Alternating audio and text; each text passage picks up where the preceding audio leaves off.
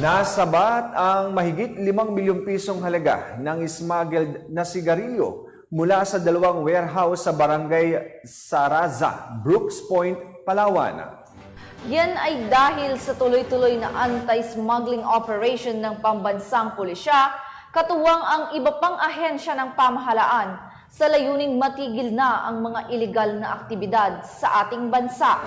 Patrolwoman Sarah Jane Estabilio, ibalita mo. Sa dalawang magkahiwalay na operasyon, matagumpay na nasamsam ng mga otoridad sa Brooks Point, Palawan ang mga smuggled na sigarilyo na nagkakahalaga ng 5,917,000 pesos na market value mula sa dalawang magkahiwalay na warehouse sa Barangay Saraza, Brooks Point, Palawan.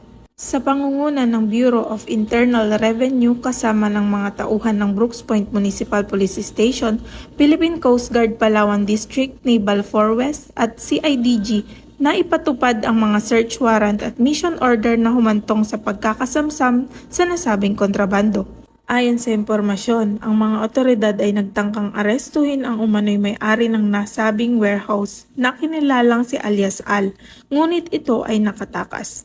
Sa kasalukuyan, ang mga kumpiskadong sigarilyo ay nasa pangangalaga ng BIR para sa tamang pag-dispose. Sa pagtugis sa mga ganitong uri ng krimen, patuloy ang pagsisikap ng mga otoridad na mapanatili ang kaayusan at seguridad sa Brooks Point, Palawan. Ang mga ganitong hakbang ay bahagi ng pangkalahatang layunin ng pamahalaan na labanan ang ilegal na kalakalan at protektahan ang mga mamamayan laban sa mga mapanirang gawain ng ilang mga individual.